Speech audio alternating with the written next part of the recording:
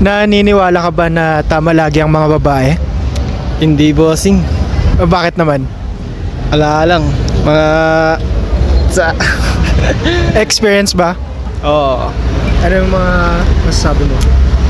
Hindi naman every time na tama yung mga babae. Like, dapat binavalidate din nila yung mga feelings na lalaki. Okay.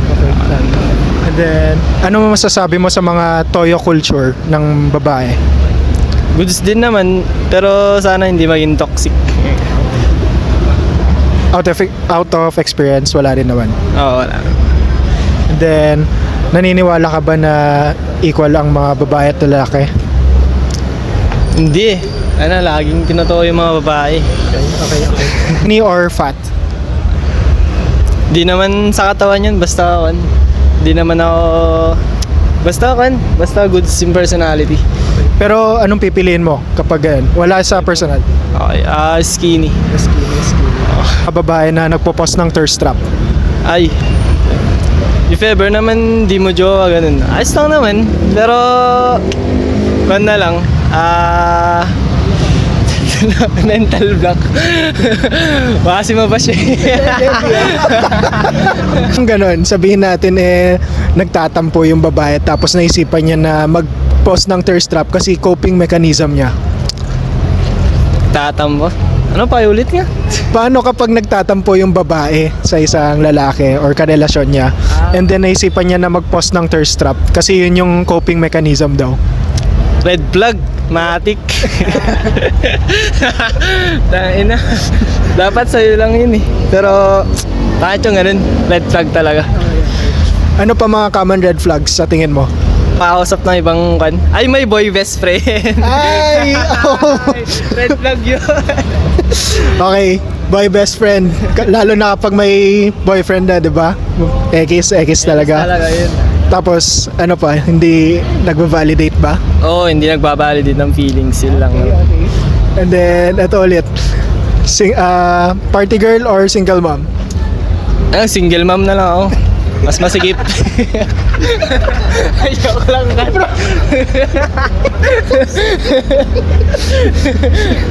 Cut. Mo sa mga babae na nagbe-base lang sa height as preference. Depende. Kung maganda rin sila. Depende yan. Kung maganda sila, may kung silang magsabi ng ganun. Pero pag pangit, wag na. Tama naman, di ba? Real talks lang. Ano masasabi mo sa mga babae na naghahanap ng karelasyon na may emotional intelligence tapos sila wala? Mga ganun, wag na lang mag-jowa. Mamatay na lang sila. Hindi, joke lang. Pero pahit ng ganun before mag-enter sa relationship, dapat maayos nila yung sarili nila. Yun lang. Anong masasabi nyo sa mga lalaki na parang girl university na yung IG followings nila sa IG? Mga uhaw sa babae yung mga yun eh. Oo, mga uhaw sa babae yun. So anong thoughts nyo dun? Ano ba sa'yo? Putang ina, parang ayaw. Sa akin kasi I don't care kung like yung following nila mo sa babae kasi as long as yung person ko yung na-trust ko naman. It's okay. Sure ka ba dun? Paano pag girl university nga, pag in-scroll mo yung followings niya, parang puro mga babae, tapos puro nag-thirst trap pa. Okay lang, like kung kilala mo yung tao, no problem with that. Body count matters. Body count. Tangina. Oo. Oo. Meron yung mga lalaki na parang like tangina siya na lang parang mo jowa kasi ako. No, Ganun hindi. kasi yung okay lang. jowa ko eh. No judgment. It's okay. Okay na ang tawag dun? Na may girl best friend. Ano masasabi ko? Wala kasi, hindi mo kasi yan eh. Siguro masasabi ko, ano ba sa'yo? Like for me, pwedeng i-consider if nauna siya before me. Like it's okay. Pag nauna siya before me, pero pag like kami na tapos dun lang Hindi, siya nagka-girlfriend. siguro sa akin parang, pag no. Pag hindi naman sila ganun masyado ka-close, okay lang sa akin. Pero pag yung mas close sila kaysa, mas parang mas ano sila kaysa sa ano namin, relation namin. Hindi. Bakit naman, di ba? Okay, valid. Okay, last question. Sa tingin nyo, how much yung budget dapat ng guy para i-date kayo? Siguro sa akin okay na yung 500. Kasi okay na sa akin pagdating sa street foods, basta feel ko yung ano niya, yung pagiging sincere niya, ganun. Okay, good. Sa'yo naman, ma'am? Kahit siya yung magbabayad or ako yung magbayad, is okay kasi kasama ko na siya. So, hello sir. Ano pong masasabi nyo dun sa mga babae na naka-base sa height yung preference nila sa guy? Sabi niyo sa mga babae na mahilig mag-post ng thirst trap. Masasabi ko po is okay lang naman sa kanila basta ma-express nila yung sarili nila and nothing wrong with that po. Okay, and that's it. Okay lang naman po, confident po sila, magaling. Paano kung meron silang boyfriend and then nagkatampuhan, tapos naisip niya na mag-post siya ng thirst trap kasi sabihin natin coping mechanism niya sa inyo, anong masasabi niyo doon? Coping mechanism po yung pag-thirst trap. Sabi, ganun yung situation niya.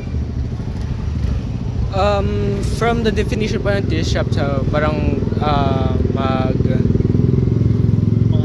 mangakit. Feel ko di siya goods, kuya, kasi syempre kailangan mo pa bang mangakit to please others, parang ganun. Parang if you have someone na to be with, ganun, bakit kailangan mo pang mangakit? Though kung yung purpose mo naman to post that para sa sarili mo, kunyari to boost your confidence, ganun, why not po? Okay lang naman. And that's it.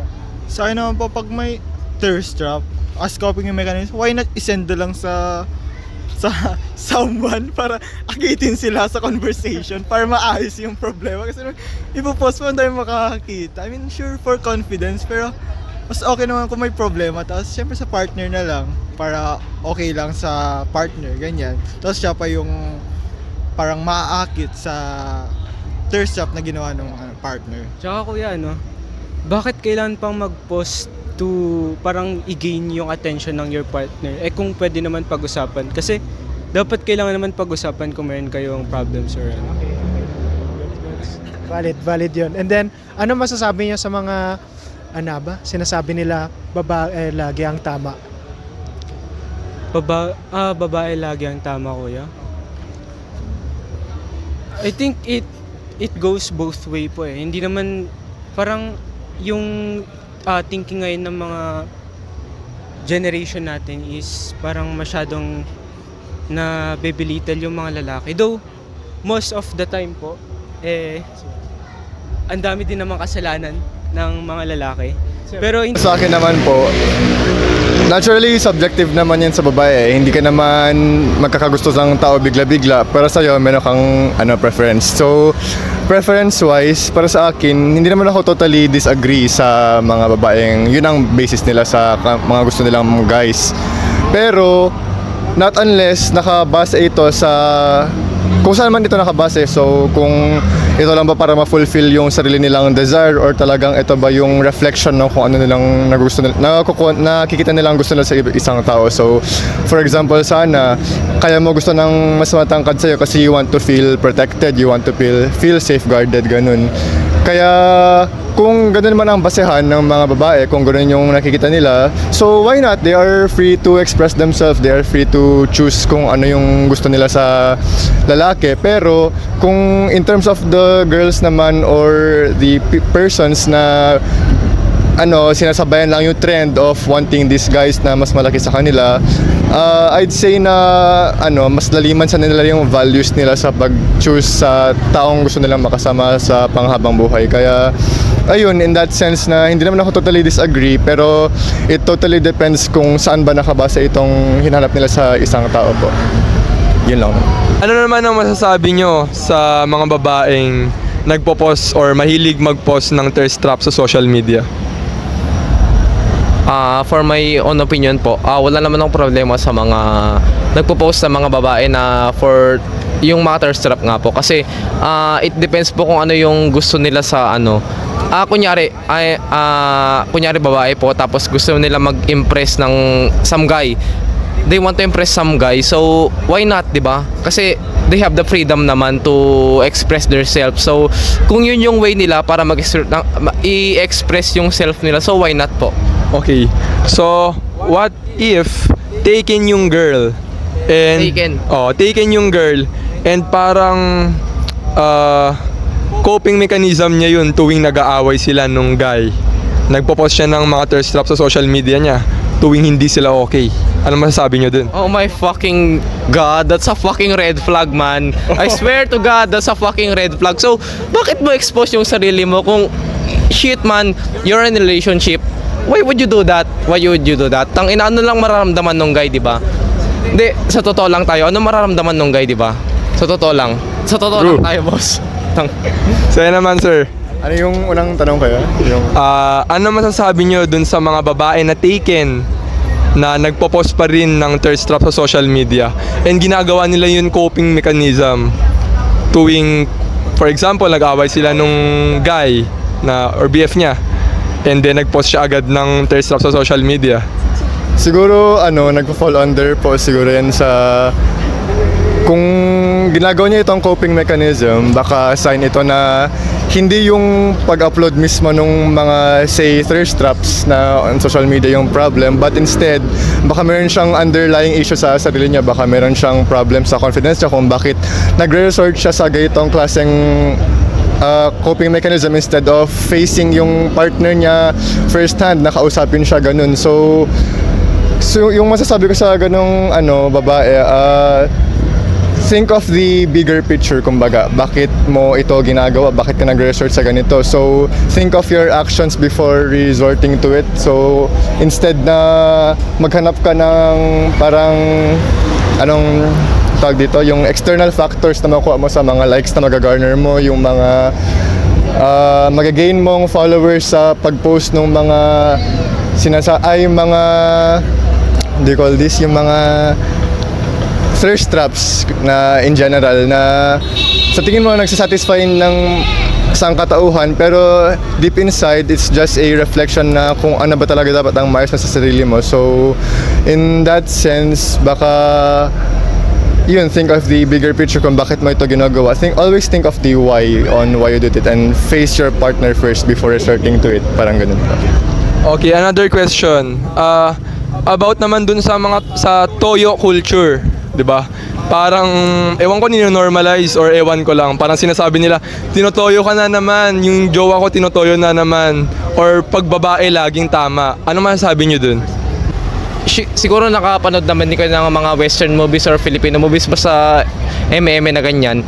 May mga nakita rin naman kasi ako na yung toyo-toyo emerald na yan. So base sa akin sa Pilipinas lang nag-ano yan. Kasi yung within the culture, yung ethnicity natin, pina-follow natin yung babae. So for me ay parang nagdi-disagree ako sa mga ganun kasi yung pina-follow natin yung ganun na yung wait. So nagdi-disagree ka na ang babae hindi dapat laging tama? Yeah. So, super disagree ako din kasi di naman porket babae kasi sa Pilipinas ngayon hindi ako magsisinungaling, sa Pilipinas kasi ngayon laging tama yung babae. Sunod sa trend kasi yan. Sunod sa trend talaga na laging tama dapat ang babae. Pero para sa akin, hindi naman ganun yan. Kasi we men have the rights to compete with the women. Kasi hindi naman lagi na tama sila yan porket sila yung babae, sila na yung tama. Dapat hindi tayo masanay sa culture na ganun kasi we do have the rights. Women do have the rights po. Ngayon sa generation natin, minding yung ibang experiences ng babae, feel ko valid naman yung mga pinagsasabi nila. Though, dapat hindi yun nino-normalize kasi syempre, parang nabebelittle yung parang nawawalan ng sense yung pinaglalaban nila na feminist. 'Di ba? Kasi parang ayun, parang masyado nilang ine-empower yung nila na to the point na sinisiraan, like binibilitil na nila kung yung gender. Kasi syempre, in-empower nila yung gender equality. Eh kung ganun, kung puro yung quotation nila na babae is laging tama, parang hindi na siya goods for me. Okay. And then sa'yo naman. Sabi niyo na lahat kayo, pero need pa din i-consider yung both side, lalo na sa may lalaki, kasi valid naman yung feelings ng both side, lalo pag partners yan. Need pa din consider yung kabilang side. Hindi man laging babae yung tama, kasi need pa din muna i-consider bago maging tama yung isang side. Okay. Nice one. And then last na to. Ano masasabi niyo sa toyo culture? Yun nga, nasabi ko kanina kuya na communication is the key. Hindi naman sinasabi din ng ibang tao na ang lalaki or like yung babae hindi manghuhula. Dapat kailangan mo sabihin, hindi laging implied. Though dapat meron kang non-verbal cues kung alam mo dapat na yung partner mo is hostile na or towards you, ganun. Dapat alam mo na. Pero though, dapat communication is the key pa rin para ma-solve yung problem nyo. Hindi laging manghuhula. Okay. Nice one. And then sa'yo? Same lang kuya. Okay. Sige. Thank you. Nice one. Ano pong masasabi nyo sa mga babaeng laging tama? Ano laging tama? Like, O, yung lagi daw silang tama sa lahat. Yung parang sinasabi nila ganun. for me po, mali po yun kasi nasa gender equality po tayo. Like, both men and women po is may karapatan po sa like relationship po nila. Kasi hindi po mag-work yung isang relationship kapag hindi po sila like equal yung treatment nila sa isa't isa. Tama. Okay. Sa'yo naman, sir, ano masasabi mo? Lagi daw silang tama. Mga babae. Wala. Siyempre, may mali din sila. Di laging tama yun. Yun, tama. So, ito pa. Ano masasabi nyo sa mga babaeng... ano lang masasabi nyo in general sa mga nagtuthirst trap na babae? Okay lang po yung nagte-thirst trap na babae. Basta po yung pagte-thirst trap po nila kasi is nagiging confident lang po sila sa sarili nila. Like parang inaano lang po yung sarili nila. Kunwari kapag maganda kasi talaga magte-thirst trap po talaga. Para sa boy naman po, okay lang po yun kasi syempre maintindihan mo naman yung lalaki. Kapag may nagkakagusto naman dun sa girlfriend mo, okay lang din po kasi syempre maganda po talaga siya. Yeah. Paano pag may boyfriend yung babae, tapos coping mechanism niya yun tuwing nagtatampo is nagpo-post siya ng thirst trap online. Sino-show off niya yung katawan niya. Ay hindi po pwede yun kasi pwede po sana if okay sila nung guy kasi syempre po maintindihan naman nung guy yun. Pero kapag hindi sila okay, syempre parang iba yung dating dun sa lalaki. Okay. Thank you, sir. Thank you. Thank you, boss. Valid. Thank you, boss. Sinong mas bias sa mga preference? Yung guy na namimili ng fit girls or yung babae na namimili ng height preference? For me, yung guy na, Body shaming. So, para sa'yo, mas bias yung guy na may preference ng fit. Bakit? Ba't mo sabi? Bias kasi parang ginajudge mo siya in her or in his physical appearance without knowing his or her good intention, ganun. Hindi ba ganun din sa height sa mga girls, 'di ba? Ine-eliminate na agad nila yung mga short kings. For me lang kasi di ko kasi alam pwede mag-diet yung babae pero not to the extent na parang parang dapat mag-under yung babae, dapat sundin nila yung gusto ng mga lalaki, ganun. What if hindi compatible sa feelings ng babae, ganun? What if sa mga guys naman, 'di ba? Guy, parang height is totally uncontrollable. Based on genetics lang siya. Samantalang sa weight, 'di ba? Pwede mo siyang kontrolin. Oo, may point ka. Pwede mo kontrolin yung weight. Kasi yung height, pwede naman innate siya, ganun. Pero parang it depends on the person kasi yan eh. It depends kung paano mo i-accept yung person. Ganun. Pero for me, mas bias yung pagka body shamer kasi ang body shamer kasi parang gusto mong i-change yung tao, pero yung height, yun na talaga eh. Parang may namana siya, ganun, parang genetic niya talaga yun, ganun. Okay, thank you sir. Thank you po. Ano naman ang masasabi nyo sa mga parang tinatawanan nila yung outfit ni Carlos Yulo na nag-trending? Well, sa akin, since I'm a member of LGBTQIA+, hindi ko nga din magets kung bakit nila tinatawanan yung outfit ni Carlos Yulo. Well, siguro yung mga tumatawa doon, sila yung mga close-minded. But for me, since we are in the 21st century and in our generation, madami pa rin talagang close-minded at hindi nila magets na hindi lang mga gay or like mga malalambot lang pwede magsuot ng crop top. We need to normalize na also men can wear crop tops kasi ganun nila i-express yung sarili nila and doon nila mas nakikita yung sarili nila na confident sila and my God, outfit yun and doon nila na-express yun lang talaga, doon lang nila na-express yung sarili nila.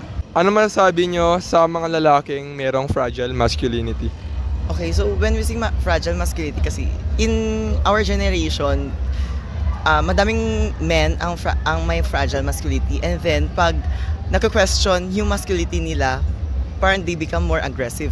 But then, it's not an issue when we say fragile masculinity. Kasi, I think it's time for us now we open our mind to those people who has fragile masculinity, specifically men.